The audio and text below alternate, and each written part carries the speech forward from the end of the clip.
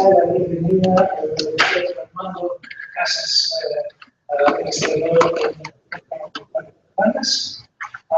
El doctor Casas es candidato para esta formación aquí en nuestra escuela.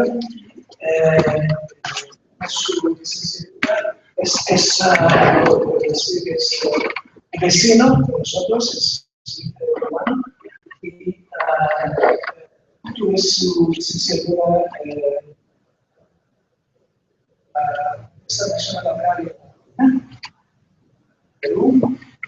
Después su doctorado en genética, el doctorado de la famosa Trinity College de Dublin, titulada, y después tuve una amplia experiencia postdoctoral con estancias en las universidades de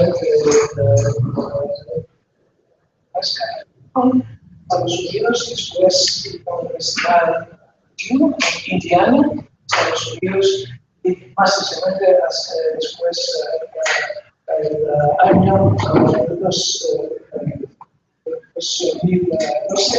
está investigador en la Universidad de Sao Paulo. Ahora va a hablarnos de química. Muchas gracias.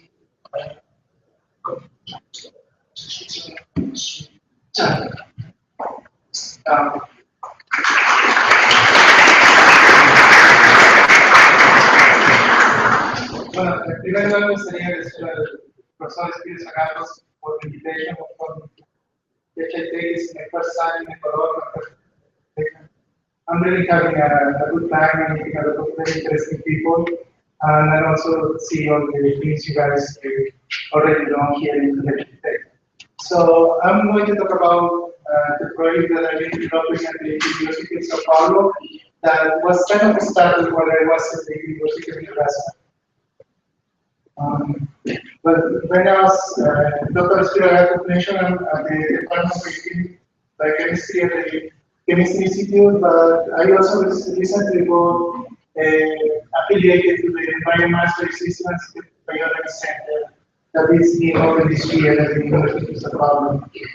The idea of this center is to work on trying to increase the biomass production in sugarcane in Brazil. Well, my academic life revolves to the fact that the genomic DNA is not alone in itself, but rather forms a complex, a highly dynamic complex called chromatin with a group of proteins called histones. The main reason for that is that the linear DNA has to be organized so it can fit into the nuclei of the cell. If you're taking account that the length of the human DNA is about 2 meters, and it has to fit on a nuclei that contains about a couple of microns. So the DNA inside the cell has to be highly organized so it can fit into the nuclei. The basic repeated unit of the chromatin is the nucleosome, and the nucleosome is formed of around 150 base pair of DNA that is been wrapped around a number of histones. And the histones are H2A, H2B, H3, and H4.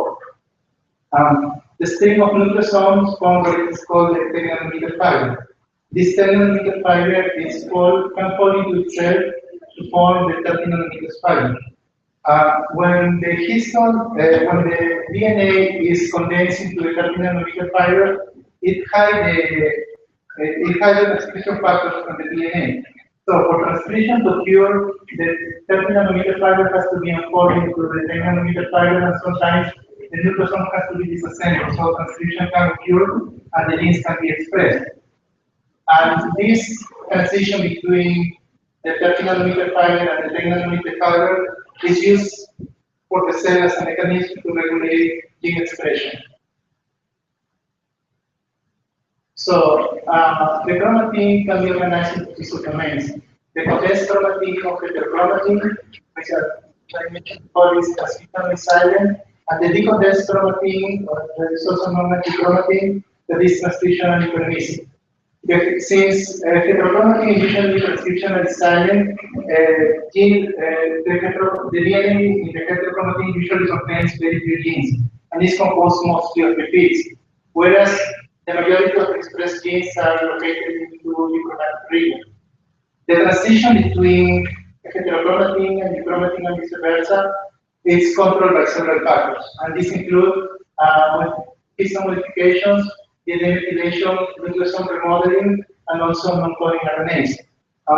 My research is based on the role that histone modification has between the transition from euchromatin, that is transitionally permissive, to heterochromatin, that leads to gene silencing, and as I said before, it's a mechanism for regulation of gene expression. This is an electron micrograph of the nuclei, and this is just of the cell. And this is just to show that the chromatin subdomains can be differentiated within the cell. So this is the whole cell, and this is the nuclear compartment. As you can see, when we stain the nuclear compartment with DNA, because the heterochromatin is condensed, it is going to stain more dense with dyes that stain DNA. Whereas the heterochromatin, as it is more loose, it will contain less stain. So that we can differentiate the heterochromatin in this case as a dark region from the euchromatin that is lighter stain regions. And what is also interesting is that the heterochromatin is compartmentalized into the nucleus. As you can see here, the heterochromatin is located more to the periphery of the nucleus, whereas the heterochromatin is located more into the inside of it. So how is the heterochromatin distributed in the genome? In this case, it is Arabidopsis thaliana. Arabidopsis thaliana is a plant that contains the lowest heterochromatin content in many plant style. In this case, the heterochromatin contains repeats and also contains the ribosomal DNA, 45 years and ribosomal DNA. Because Arabidopsis contains very little heterochromatin, most of the heterochromatin is located into the centromere, and it's around the centromere of the chromosome. Because of this distribution of the heterochromatin, when we stain this is the Arabidopsis nucleus, when we stain the Arabidopsis nucleus, in this case with a fluorescent dye that will bind specifically to DNA. So because there are only 5 heterochromatic blocks in the Arabidopsis genome, we can see this as a more stained regions or more highly fluorescent regions into the nucleus. So we can observe the block of heterochromatin into the Arabidopsis nucleus. And then this region that is the voidness of DNA cathode is the globus, which is the organizer of the ribosomes. But this is very important in a characteristic of Arabidopsis that we can see the heterochromatin as discrete foci into the nucleus. So we can differentiate clearly which regions are associated with heterochromatin and which regions are associated with euchromatin. So again, going back to the nucleosome, the basic structure of the chromatin, the nucleosome contains an octamer of histones, and this octamer of histones contains the DNA that is wrapped around the open. Histone contains 2 regions, a globular domain that mediates the interaction between the histone and the histones and the DNA from the nucleosome, and it also contains tails that protrude out of the nucleosome. These tails are unstructured but are very important for the regulation of gene expression. So these are the globular domains that interact between the different nucleosomes, and these are the histone tails. And one characteristic of the histone tail is that they are very rich on basic amino acids, mainly lysine that they represent as a A here, and also arginine that they represent as an R. And what is also characteristic of the histones is that these amino acids are subject to a high number of covalent modifications. Methylation, acetylation, acetylation, methylation, inylation, ribosylation, and biotinylation. And the histone traits are probably the most modified histone, the most modified protein in the cell. And what is also important is that a single residue, for example, arginine, it can receive 1 or 2 methyl groups, and this lysine, it can receive 1, 2, or 3 methyl groups. And then, depending on the number of methyl groups, this modification can have different biological readouts in the cell. So what are the function of these modifications? The main function is regulate the structure of the chromatin. Different modifications can result on condensation or condensation of the chromatin. And they are associated to different regions, to different chromatin domains. So this is an example of such modifications. In this case, these are immunostained using antibodies that recognize different histone modifications that are shown here. For example, this is the dimethylation of the lysine 9, and this is the nuclear that is stained with the So this is the arachnosis nuclear that is stained with the DAPI that will show which are the heterochromatic regions. As you can see here, these are the more stained regions that correspond to heterochromatin. When we stain the nuclear with an antibody that recognizes this specific modification, in this case, monomethylation of lysine 20, and you can see here the signals from the antibody correspond exactly to the heterochromatic regions, indicating that this modification is associated with heterochromatin. In this case, we have another modification that is the remethylation of the lysine 9. When we stain the nuclei with the antibody, as you can see here, the localization of the modification is opposite to the heterochromatic regions, indicating that this modification is a modification associated with the chromatin. And what is also interesting from these slides is that, for example, you have this modification, monomethylation of lysine 27, and it's associated with the heterochromatic regions. And this is only one methyl group on the lysine 27. Whereas, if the chromatin around the gene contains 3 methyl groups on the lysine 27, its localization changed completely. It's no longer associated with the chromatin, but now it's associated with the chromatin. And this is one message that I want you to take, that different modification has very specific functions in the cell. Our main interest is to determine what are the functions of the different modifications in regulating installations. So to investigate the function of the modifications, I work with 2 models.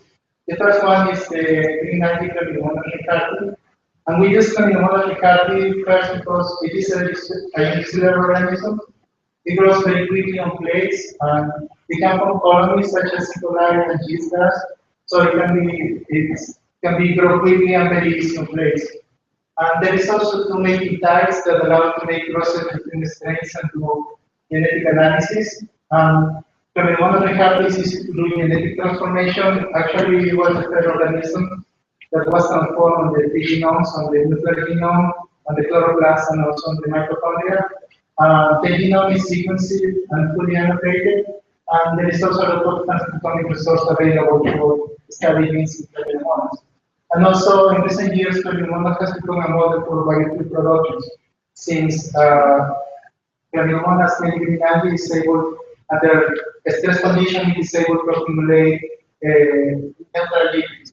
So Pneumonas can accumulate 70% of the dry weight lipids when it's subjected to certain stress. So the other model I'm using on my research is the green planet Arabidopsis thaliana, which is a model for molecular genetic in plants.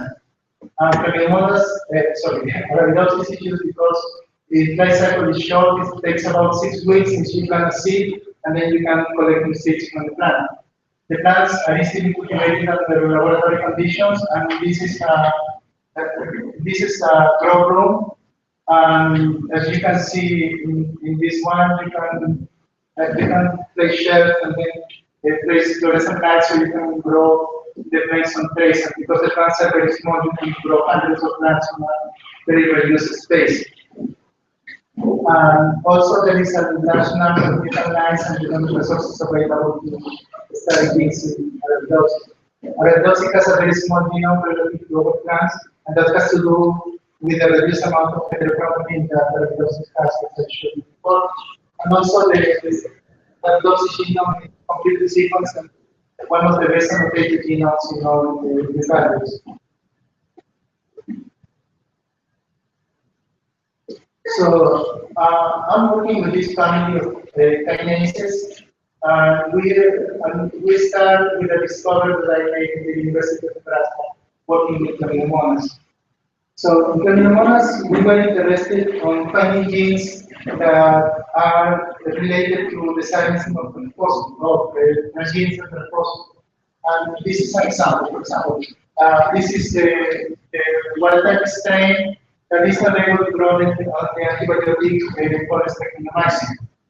When we transform the wild-type strain with a transgene that confers resistant to pectinomycin, we in Claminomonas we got to the surprise that even if the algae has the transgene and the transgene is complete and has the potential to be expressed, the transgene doesn't confer resistant to antibiotic pectinomycin. So as you can see here, the transform strain doesn't grow in the media containing pectinomycin. Even though the algae contains the gene is not being expressed. So we started looking for mutants that are able to reactivate the transgene, and we found this mutant that we call MUT9. It was actually the 9 mutant we isolated in our screen. So this mutant gene is able now to grow media containing pectinomycin because the gene that was inactive now has been reactivated, and as is shown here, the replicator doesn't produce the RNA of the gene, and in the mutant, the gene becomes reactivated, and now you can see the RNA messenger coming from the ABA gene that confers the resistance to pectinomycin. So, to make sure that the gene that being mutated is responsible for the reactivation of the transgene, we transform the mutation with a wild-type copy of the gene, and again the gene becomes silent, and the strain is unable to grow on the pectinomycin. And we can see here that when we transform the strain with a wild-type copy of the gene becomes silent, again similar to the original strain.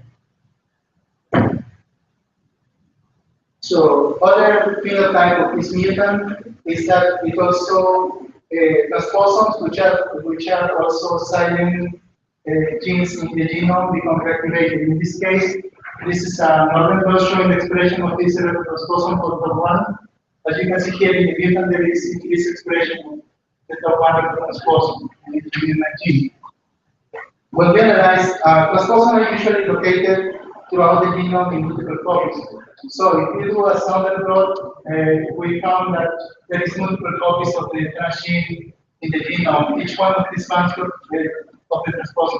Each one of these bands corresponds to a single copy of the transposon in the genome. When we analyze the copies of the transposon in the mutant, we observe that many new bands appear that corresponds to new copies of the transposon that has been mobilized into the genome, taking that this mutant is defective on the silencing of the transposon. So we clone the gene, and we find out that the gene has a very characteristic structure. It contains a kinase domain. A kinase is a protein that is able to transfer phosphate groups from the ATP to a given protein. What was interesting is that proteins similar to this MUT9 kinase are present only in Arabidopsis thaliana, and the closer proteins to the MUT9 protein in Homo sapiens and also in Saccharomyces was casein kinase 1, which is also a kinase. So we did a lot of work on this kinase. We tried to find which ones were the targets. This work is already published on the paper. But what we found out was that the target residue for this kinase was the threonine of the histone H3. As you can see here, when we use an antibody that specifically recognizes this modification, we got that this modification is present on the hereditary handle of the one-type strain. When we mutated the MUT9 gene, we lost this phosphorylation, indicating that the MUT9 gene is responsible for this modification in Chlamydomonas. Furthermore, when we transform the mutant with a wild-type copy of the gene, we somehow recover the phosphorylation of the clonine tree, indicating again, further indicating again that the MUT9 kinase is responsible for the phosphorylation of the clonine. So the summary of that work was that in Chlamydomonas, when we have a gene that is on the active state, we got that this gene is the protein of this is associated with the triangulation of the lysine 4.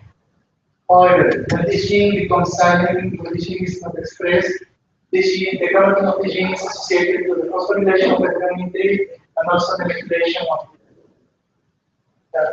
methylation of the lysine 4. And the MUT9 kinase is responsible for the maintenance, for the transition from the active state to the silent state, and also for the phosphorylation of the clonine tree.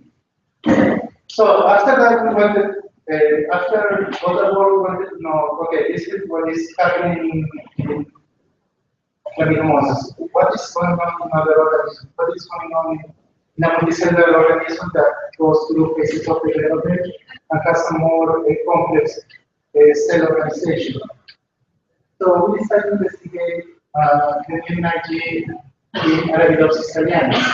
The first thing we did was to retake the gene from Chlamydomonas, and then we do a lot of research. And by homology, we look for all the genes that have homology to the MUT9 gene. So we took all the genes that look like the MUT9 kinase, and we construct a phylogenetic tree. So this phylogenetic tree shows us the relationship between all the kinases that are similar to the MUT9. As you can see here, the tree splits into two groups. One group contains the casein kinase 1 from human and also from the Drosophila and all the animals. But interestingly, it also contains casein kinase 1 coproducts from Arabidopsis and rice, and even from Chlamydomonas. And it also from another group that is very well separated from the casein kinase group that only contains MUT9 chromosomes. One interesting thing from this plate of the tree is that it only contains plant proteins. Contains proteins from rice, proteins from Arabidopsis, and also proteins from other algae and the human protein from Chlamydomonas, indicating that this gene probably evolved as a plant-specific gene. And also with this tree, we found 4 genes that are marked in red that are probably the homolog of the MUT9 gene in Arabidopsis. So we set out to study these 4 genes, and that was the project I started at the University of Sao Paulo. So the good thing in Arabidopsis is that there is a lot of resources available. And the main resource in Arabidopsis is that there is a collection of mutants. If you pick, these are the name of the genes, you go to the database, you place the name of the gene, and then the database shows you if there are mutants, or if there are insertions or not in this particular gene. If you identify some mutation, in this case, the mutations are by insertion of a particular. If you find insertion, then you write to them, and they will send you seeds that contain insertion in the gene.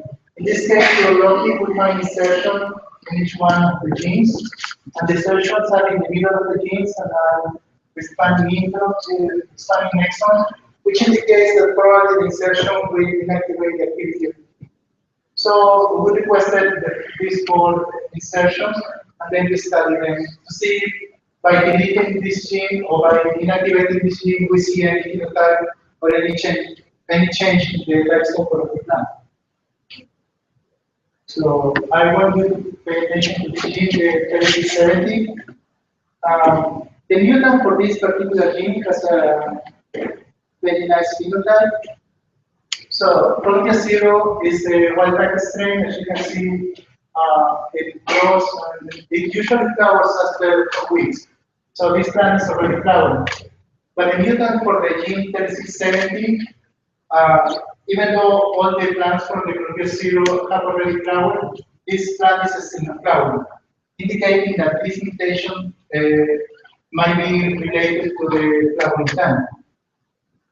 So because this is insertion, but insertion might occur more than one place in the genome, we don't know. We have to confirm that the mutant, that the insertion of the gene is actually responsible for the phenotype represented in this case, the cell flowering. So we took the wild type copy of the gene and then we put it back on the mutant to see what happened. So when we place the wild type copy of the gene, this is another expression. When we take this wild type copy and we put it into a strong promoter so that it will cause another expression of the gene, what happens is that the plants start flowering early. And when we take the wild type copy of the gene and we express to the same level into the mutant, then we recover the wild type phenotype. So this is a strong indication that the gene that is being mutated here, and when it is complemented and also expressed, it gives you different flowering times. It is an indication that the gene is probably regulating flowering time in this plant. So other advantage of Arabidopsis is that a lot of this known in Arabidopsis, especially in the flowering time. Flowering time regulation in plants is one of the most important things in the plant because it tells the plant when to flower, when to produce seeds, and when to go to the next generation. So it has to be, flowering time has to be tightly regulated so that the plant will flower at the right time. So for example, if you have a plant that don't know when to flower, it might be flowering in winter, and then it might die before it produces seeds. So the plant has to know exactly when to flower, and this is one of the most regulated mechanisms in the plant. So flowering time is well studied in Arabidopsis. There are several pathways that control flowering. The first one is the photoperiod pathway. So the plants will flower at different times depending on the duration of the day. If the day are long, the plant has more light, it produces more food, so it will flower early. If the day are short, the plant will have less light, it will produce less food, so it will take longer to flower. And that's what it's called the photoperiod pathway. It's control flowering according to the duration of the day. There is a vernalization pathway, which is vernalization occurs mostly in plants of the northern hemisphere, but which the plant has to go first through a winter before they can flower. And that occurs because, again, the plant doesn't want to start flowering in the middle of the winter when it's gonna freeze. There is an autonomous pathway that allows the plants to flower no matter what. So even if the conditions are not right, the plant decided, okay, I need to produce something now because I cannot keep it growing forever. And there is actually two types of autonomous pathway. And one interesting thing is that all this kind of conversion, this gene called FLC, this gene is the main regulator of flowering. It's actually a flower repressor. For this gene to be, for the plant to flower, the FLC gene has to be silenced so that this gene FP and SOC can be upregulated, and these two genes are called floral promoters because flowering is depending on this gene. So first, this FLC gene has to be downregulated, so these genes can be activated, and then flower regulation. And again, we know this, we know the sequence of these genes, so we can go back to our mutant, analyze the expression of these genes, and see what is the effect on the mutant and the molecular level. So we did that. As you can see, we analyzed most of the regulator, Y, D. And as you can see, this is an RT-PCR. As you can see, the expression of most of the gene is the same between the mutant and the mutant and the wild type. However, this FLC is upregulated on the mutant compared to the wild type, and again, FT is upregulated on the wild type, but then it's upregulated on the mutant. And as you remember, FLCs are a representative of FT. So if FLC is upregulated, FT is going to be unregulated. And that's what we are seeing here in this, on this plot. So we also use the quantitative PCR to help us to visualize better the level of misexpression of the gene. So in this case, this is the measurement of the gene expression. As I mentioned before, this is the mutant is a total mutant, so the mutant don't express the MUT9 gene. And again, this mutant the FLC is unregulated and the FT is unregulated. So, but okay, this gene is FLC is unregulated and this mutant is not regulated and the mutant. This gene really controlling the FLC gene. To do that, first we need to investigate where this gene is actually being expressed. To do that, we take the promoter of the gene, and then we make a fusion between the promoter of the gene and a reporter. In this case, it's the gas reporter, the GFP gene. We take this construct, we transform it into the plant, and then we do a histochemical localization of the gas reporter gene. Basically, wherever the gene is expressed, we see a blue coloration in the plant. So as you can see here, the genes expressed, this is the seedling, this is the leaf, the flower, and also this is all the leaves, and this is the fruit of the plant. As you can see here, this is the vascular tissue. The gene is mostly expressed in the vascular tissue in the majority of the organs, but it's also faintly expressed throughout the whole plant. So when we compare that with the expression of the FLC and the FT gene, we see that the expression pattern overlaps, indicating that this gene is actually expressed in the same regions where the FLC and the FT gene is expressed. So there is a good chance that the gene is directly controlling the FLC and the FT gene. So as a summary, we believe that the FLC and the FLC gene is being controlled by this FLC7. So, for example, when we analyze FLC on the mutant, the FLC gene is upregulated. When we analyze this gene on the complementary strain, the gene goes back to the original, to the wild type expression level. When we overexpress the kinase actually represents the gene, and when we see an expression lower than the wild type.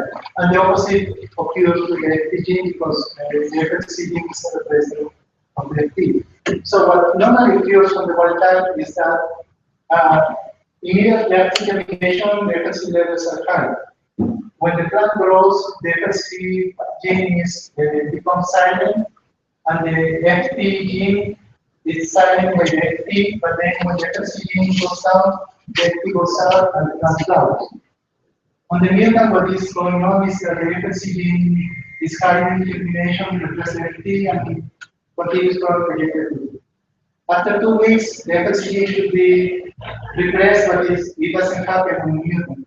So the FT gene continues low, and the plant keeps growing on a vegetative state.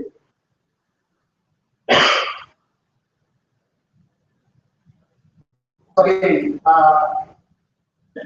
if the gene really regulating the FLC gene directly, or is regulating another gene that is regulating FLC.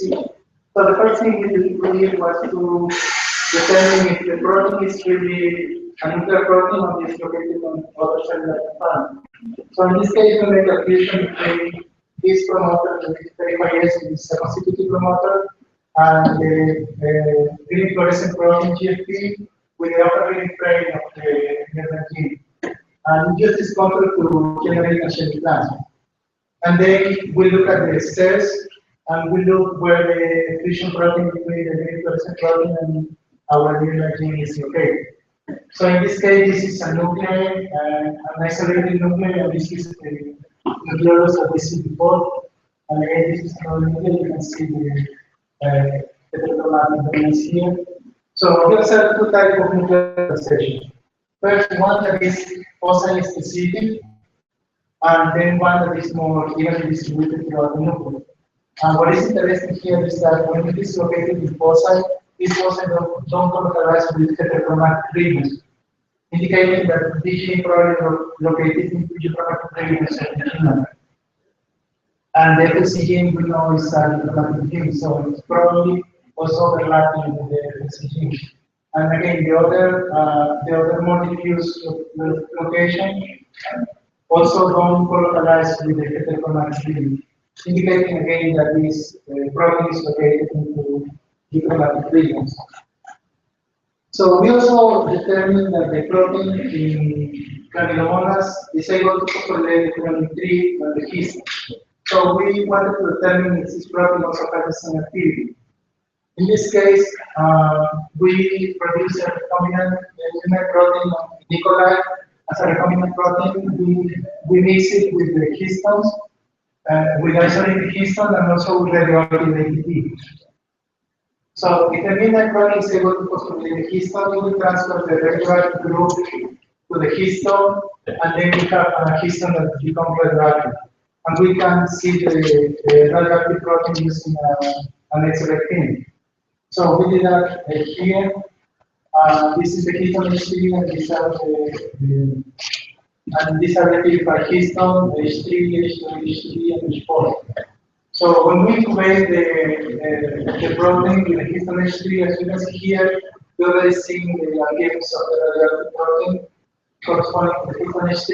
When we incubate the protein with the pool of histones, again we see very high signal corresponding to the H3, indicating that this protein is able to phosphorylate the H3. It's also probably able to phosphorylate the histone, but the main activity is towards the histone H3. When we use a protein that is mutated on the catalytic side so that it's unable to do the phosphorylation, we don't see anymore the signal corresponding to it. So again, we did the same experiment, but this time we do a Western blot and we use an antibody that is specific against the 3 phosphorylate. So when we incubate the protein with the ATP, and then we use the phosphorylation antibody to probe the reaction, we see the aberration of P3 phosphorylated protein. Again, indicating that this protein is able to phosphorylate threonine 3. So as a summary, we have the FLC gene. When it is on the active state, we know that this gene, the chromatin associated with this gene, is associated with several modifications, including methylation of the 4 and acetylation of the. When the gene becomes silent, the gene is marked by methylation of the 9 and methylation of the 27. And also we think that is associated with the phosphorylation of the 23. And this is a tissue board that we want to do. We want to demonstrate that the P3 phosphorylation is actually associated with the silent FLC gene, and that this protein is responsible for the phosphorylation of the threonine 3 of this gene and for the silencing of the gene. This is a tissue board. So, what about the other MUT9 protein? We have 4 mutants. So when we analyze the phenotype of the other 3 MUT9 mutants, as you can see here, these are the three mutants that were next to the column 0. There is basically no phenotypes. There is no change in any probe, there is no change in flowering time or anything. So one thing in Arabidopsis is that genes become duplicated and sometimes the gene becomes redundant. So as the genes are duplicated, so the function is duplicated. As the gene evolves, they are quite independent functions. But if the duplication is early, the gene most likely are still having the same function. So to cover with that, we start crossing mutations to generate double mutants and see if we can see a phenotype after the process. So we did that. Throughout the process, again, you can produce any phenotype, that's what completely normal. But when the plane produces a plant that is dry, it's a very striking phenotype. When we measure, as you can see, the leaves are smaller, the flower bottoms are also smaller. It also contains floral bottoms. And the flowers also contain a range of morphological aberrations. Some of them have less organs, some of them the organs are completely distorted. And again, the fruits, the calyx, the calyx are also smaller. So, in plants, we have the reason for the plant being smaller can be two types. First, you got a problem with cell division, so that you got less cells, and the plants become smaller because it has less number of cells. Or you got a defect on cell expansion, so that the cell division is even, but then you got a plant that is smaller because of the cells are smaller. Or you may have a combination of both. So to do that, to differentiate what might be the effect of the mutation in the size, we did a histological section and then analyze the size and the number of cells in the plant. And this is the wild type, this is the individual estimated mutations, and this is the normal mutation. As you can see here, the chemo is in the most cells, and the cells are basically the same size. But the only difference between the double mutant and the wild type and also the single mutants is that these mutants have less number of cells. So we conclude that the effect on this double mutant is due to the effects of cell division.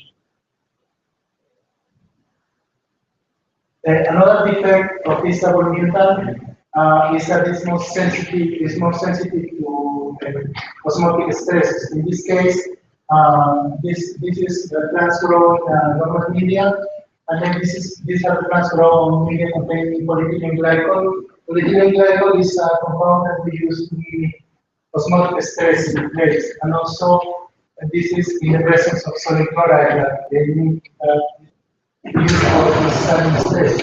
As you can see here, the double mutant is more sensitive to grow PG, and also is more sensitive to grow sodium chloride, indicating that this mutant has effects on stress. And also we did another experiment. We took the plants, we grow them, and we let them without water for a while, so the plants get dry, and then we water the plants. When we water the plants, we find out that all of the plants from the mutant dies, while some of the plants from the wild type are able to recover, indicating that this double mutant is more sensitive to the drought stress. And again, shown here, as you can see here, the survival rate of the double mutant is lower than the wild type. We already published the work on osmotic stress on the mutants, and it's on this publication by January 19 years. It came out last year. So one of the things we wanted to know is that which are the genes responsible for the double mutant phenotype. We already know that the double mutant might have some effects on cell division, but then which genes are the ones being affected? And to do that, we took a transcriptomic approach. We took the wild type and we took the double mutant, and then we do an RNA sequencing, affected sequencing, and then we determine the expression, the difference in the expression between this mutant and the double mutant. So we obtain a list of genes that are upregulated in the double mutant. So we got a variety of genes involved in very different pathways in the cell. So we couldn't really make out what's going on in this double mutant. It seems that the gene of any type can be upregulated on this mutant. So it really didn't give us a clue what might be the effect on this double mutant. So anyway, we went and used real-time PCR to confirm that some of these genes really are differentially upregulated on the double mutant. So we confirmed the expression, the ones in yellow are the ones that we confirmed by real-time PCR that are really upregulated. And these two in green didn't show any difference by this shield. But then we were trying to make sense of it. We couldn't make sense of it until my postdoc realized that there is something in common in this gene, and it's not really it's not actually the function, but it's the histone modification associated with it. So this, I took as an example these 6 genes. These same genes are related also to mutants that are affecting this by the regulation of the lysine 27. So as you can see here, PICO is a regulator of lysine 27 regulation. Swing correlate is the translation lysine 27 and also PMF. One is a transcription factor that collaborates with the placing of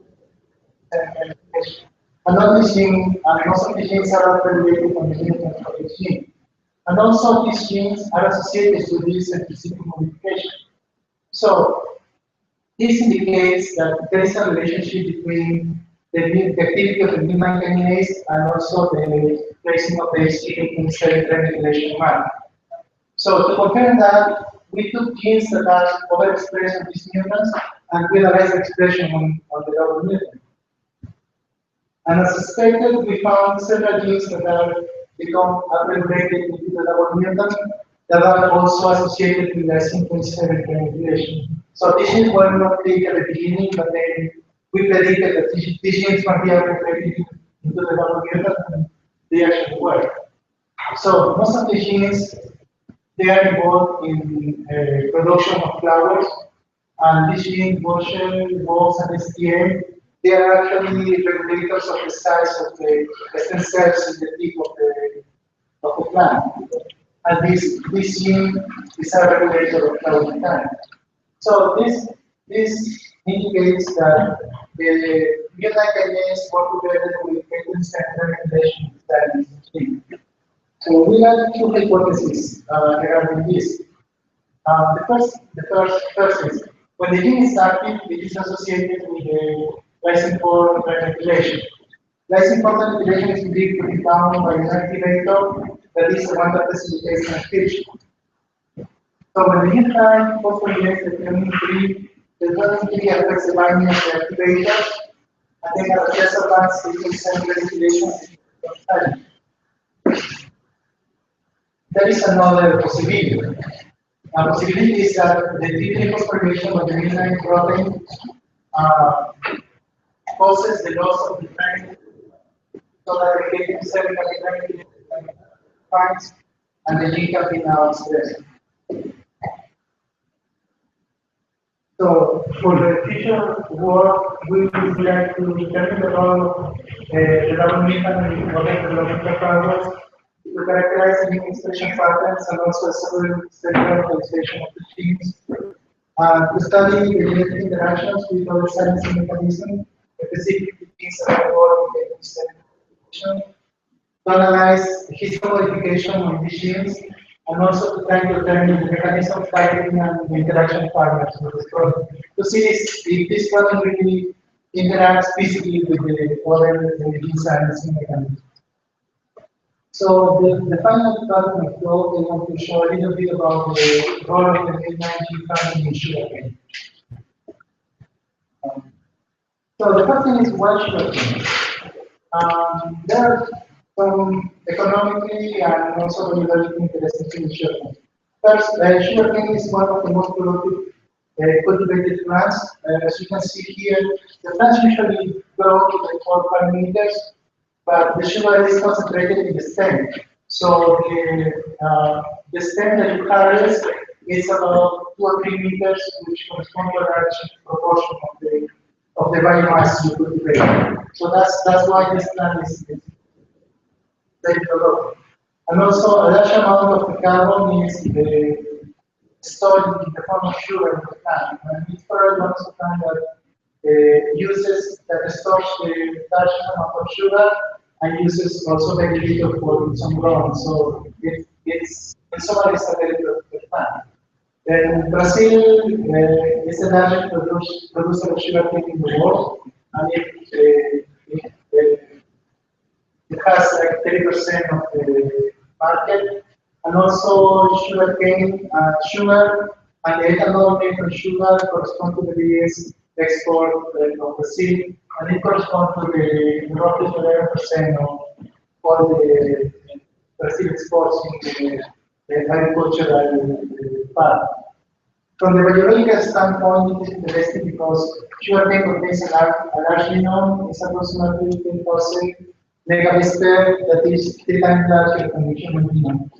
So the human genome is already considered a large genome, so you can imagine the size of the sugarcane genome.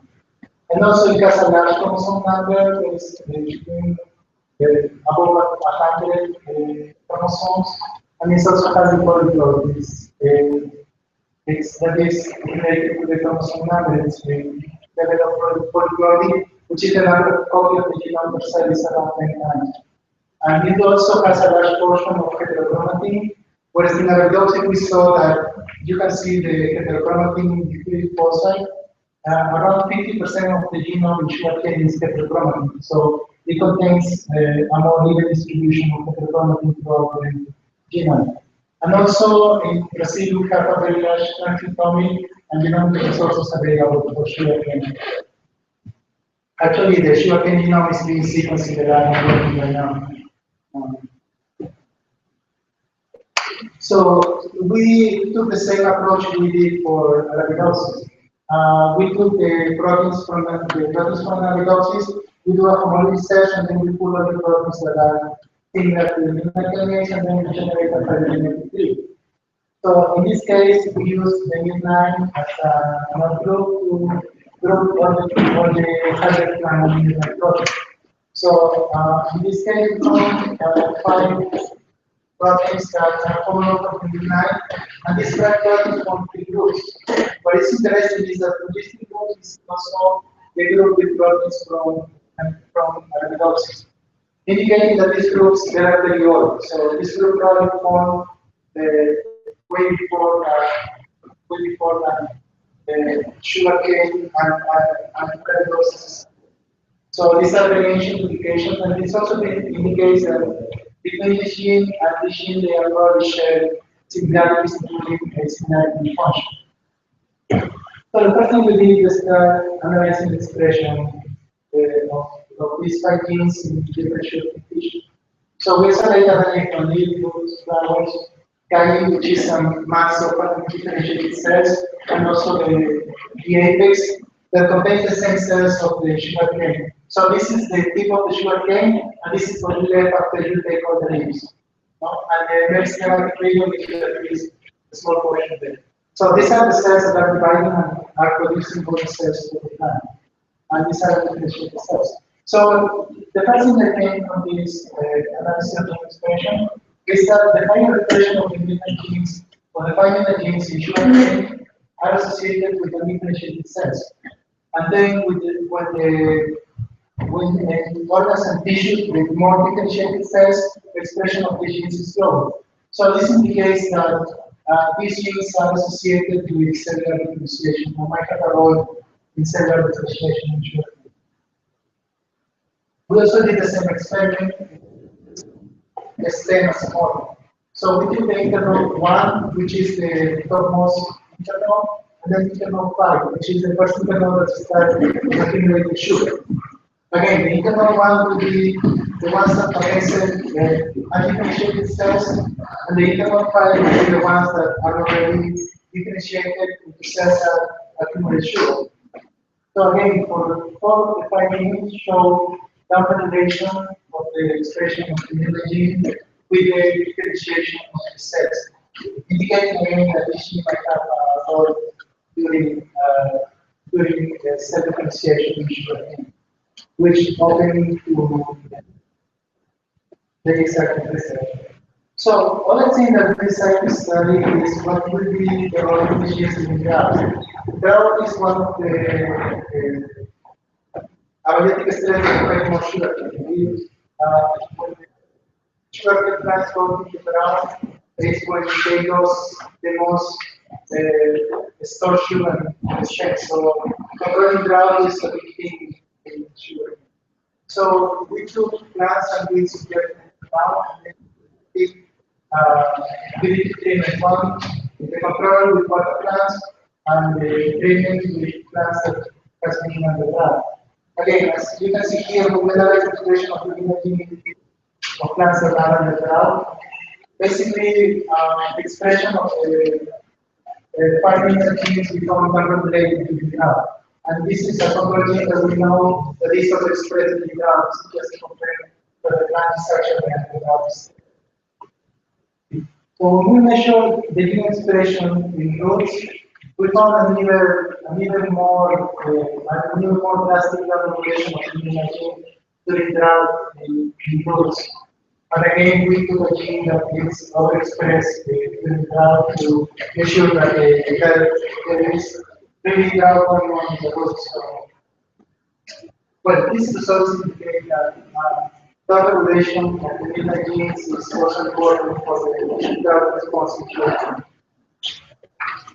So, since midnight genes are also associated with physical population, we decided to investigate what happened with the population.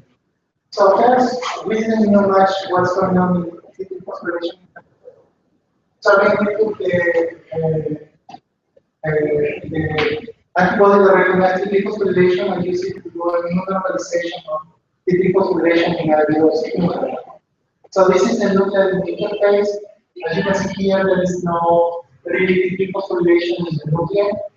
And there is an increase of the phosphorylation during cell division in rhabdosis. And it's been shown that phosphorylation of peace occurs during cell division. But this phosphorylation is not associated to the neuronal kinase. It's a completely different machinery that works on the phosphorylation during cell division. So when we analyzed what came, in this case was different. We saw a very good signal regarding the phosphorylation in sugarcane in the first group. And even more, this seems to be localized into a specific foci. And again, we see the same increase on phosphorylation during cell division. So that led us to try to determine what will be the role of phosphorylation in sugarcane. So we decided to do a dual localization of phosphorylation with RNA equal 2. RNA equal 2 is RNA equal 2 is the one that does the transcription. So we wanted to know if the regions that are being transcribed correspond to the regions that are associated with phosphorylation.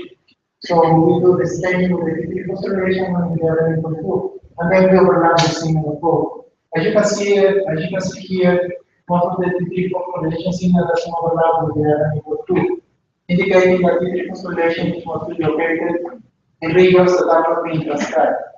So, and it might be associated with gene silencing. And also, what is important is that TT population is localized in that distinct region, so indicating that it's not a heterochromatic map. So when we did the examination during mitosis, there is no transcription going on, so the RNA fluid is dispersed throughout the nucleus. And again, during mitosis, there is no overlapping between RNA.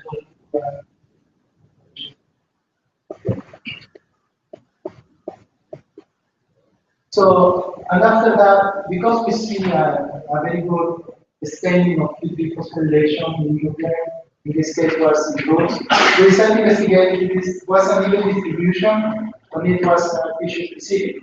So, on those plants, we found that, for example, roots, internodes, were highly levels of phosphorylation, whereas the other programs such as this and now when we analyze other modifications, we found that there is very that the level of this modification doesn't change very much in importance. So, and this is the modified HTTP to show that there is almost the same amount of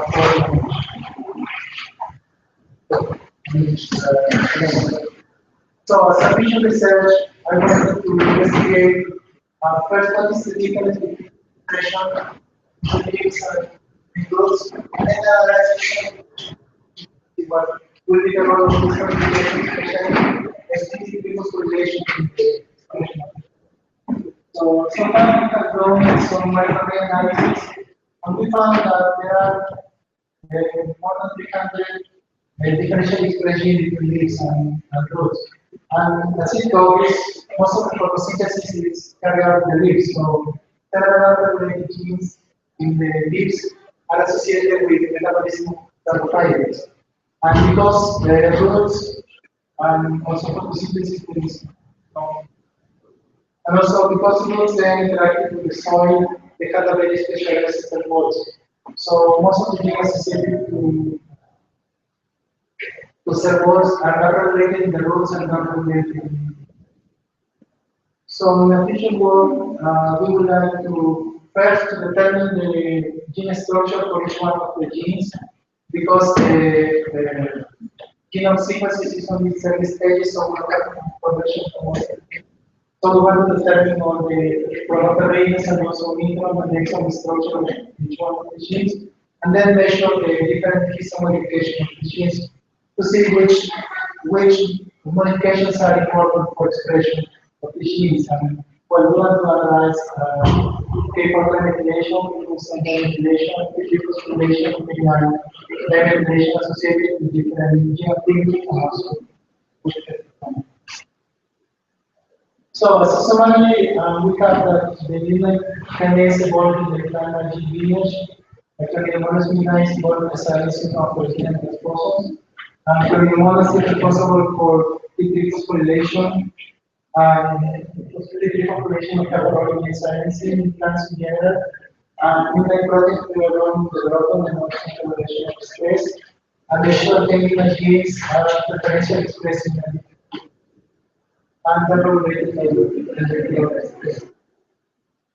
So this is just the people who did the work, and Dr. Isabel Morales and Casas they do most of the work within this time. So Dr. Isabel Morales has already moved to Germany, and right now we have 2 members in the group, Dr. Juliana and Claudio Susana, who is coming from Peru to do, he's going to receive training on some kind of informatics. The University of Nebraska collaborated with my previous supervisor, Professor Federico Saluti, the ones that share the DJ team, they are part of the service. And also I'm collaborating with Chisan, he does all the bioinformatic works in UNA. Dr. Roselli, he works also in UNA. Then Dr. Ben Garcia, he helped us with all the master technology work. And my funding is from the FADESTI, which is the so-called research foundation, and the project is also part of the pioneering program, which is mostly based on the research on sugarcane, trying to make sugarcane more productive.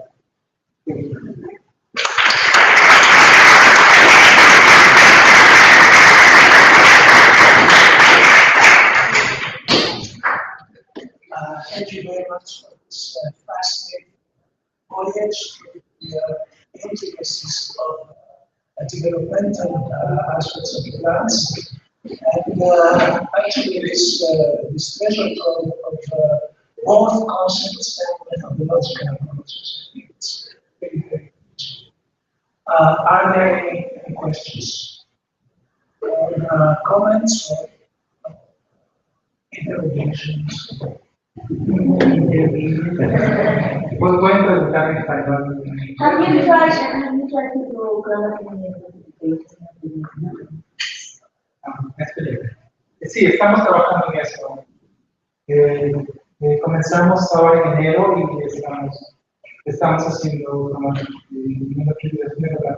estamos analizando todas las modificaciones, todos los genes que hemos identificado. Lo que pasa es que recién hemos conseguido todos los encuentros y todos los kits para hacerlo. Tenemos un poco para llegar, pero ya estamos. Tenemos la técnica centralizada.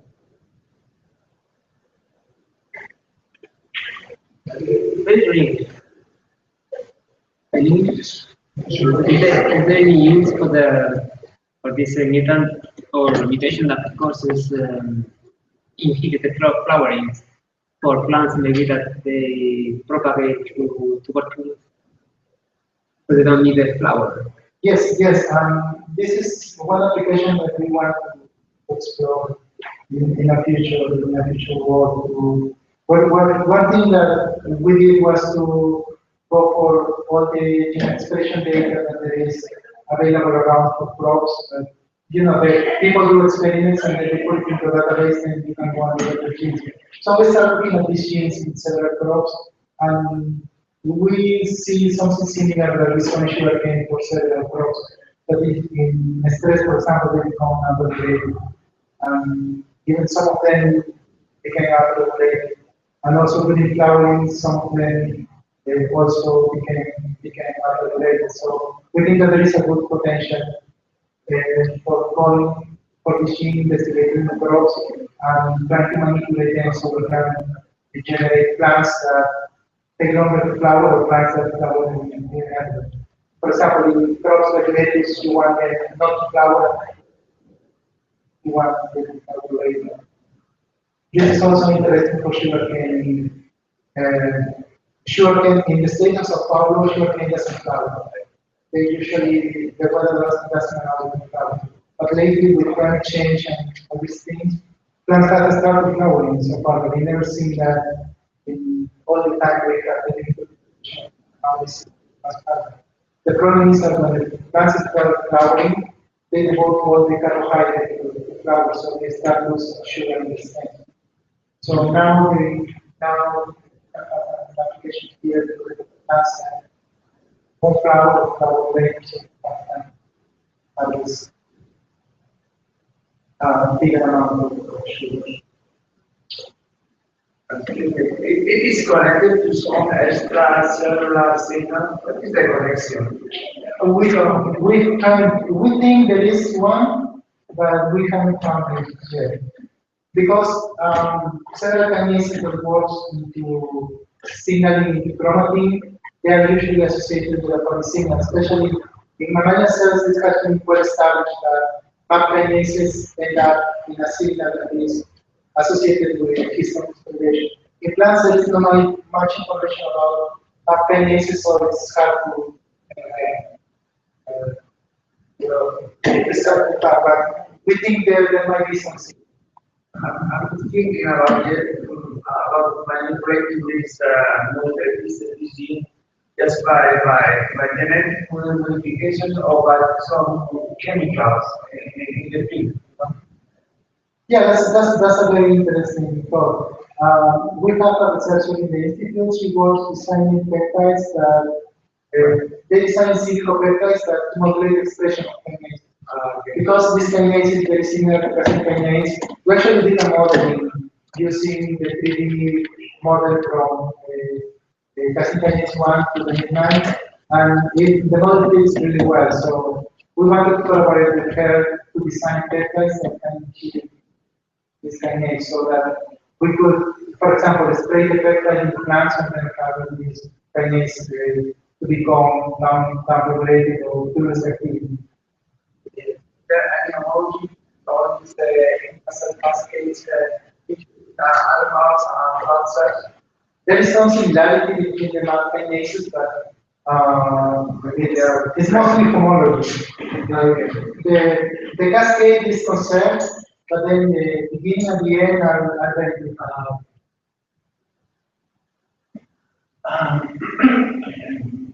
Extremely far away. I'm fascinated.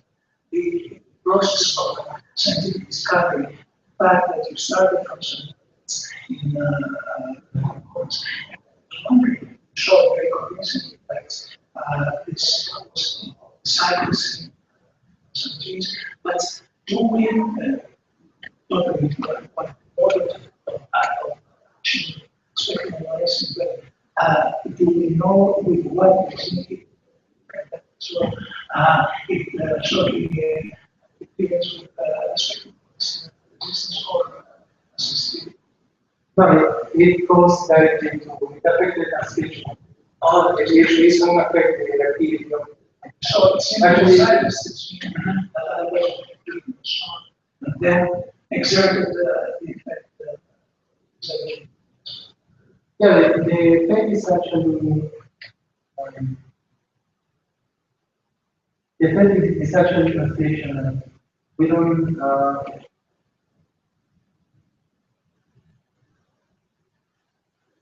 So there is no, although this strain has a mutant gene, there is absolutely no environmental use. It has to do probably with, you don't see a band, but you see a smear. Yeah. And it's, because it's a machine, and it's a machine that comes from bacteria, it doesn't contain the proper signal to be processed. So it's probably not fully expressed. And it produces a signal that expresses, okay, this is another gene for silencing. It recognizes that at some point. And this is interesting because the same thing we see in remote specific issue, and maybe we see sometimes when you place a machine into the plant recognizes that as a foreign DNA and it's silenced. And it has very bad implications for the production of recombinant proteins in general for the genetic modification of plants. Because sometimes you need high level of expression of a gene and then you produce it. Even though the gene is there, you see nothing, you don't see protein being produced. Another one, not really is the current approach to disposal. There are two systemic plants. One is by insertion, a random piece of DNA, and the other one is by exposure. The problem of the insertion of the exposure is not, it cannot be controlled very well, so you use it jumps everywhere. A random insertion of single piece of DNA is controlled, but both systems exist. But the use of random DNA is more. Which I assume is also the case with at least the answer.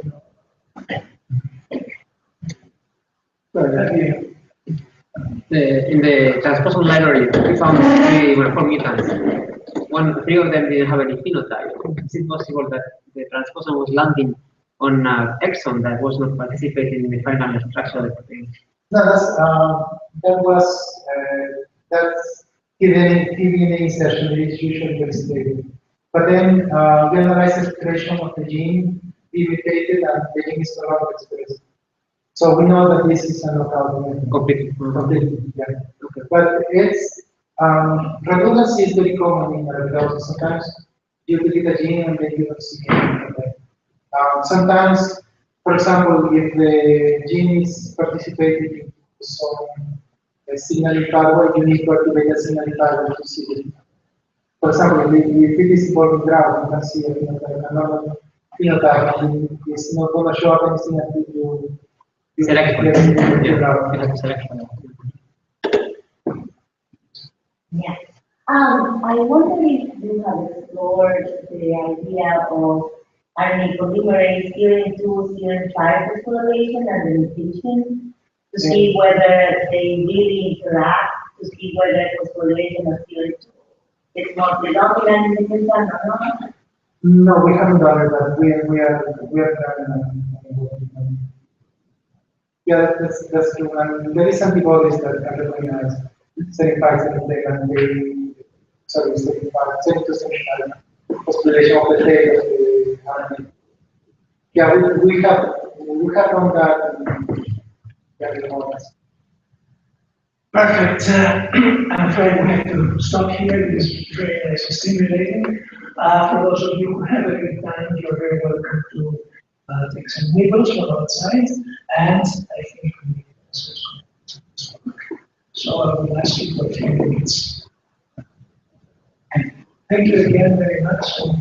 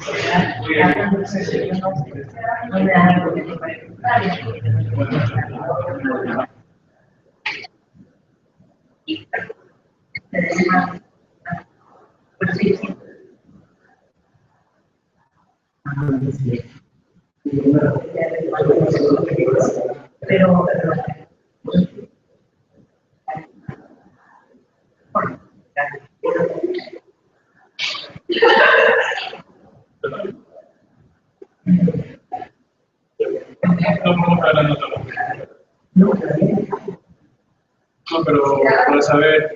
O sea, ahorita solamente tengo pero no tengo.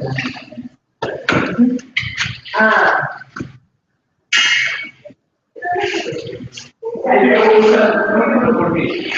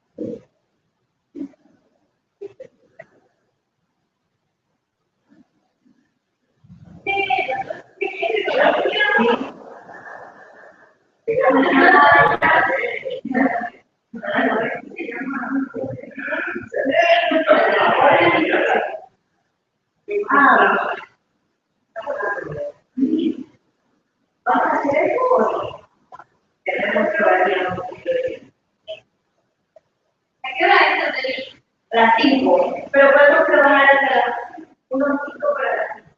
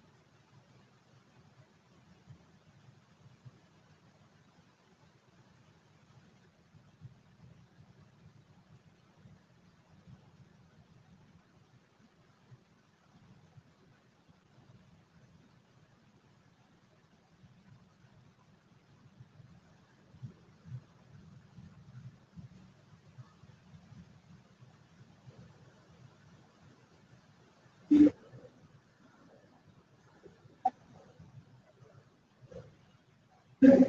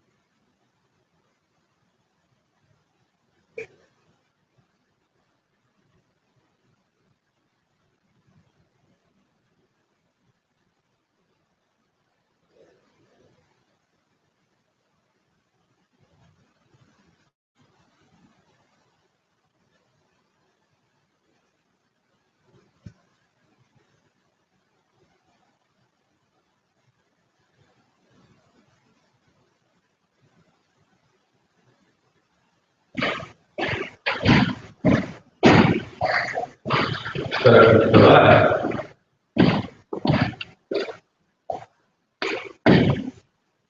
Questa facciamo fare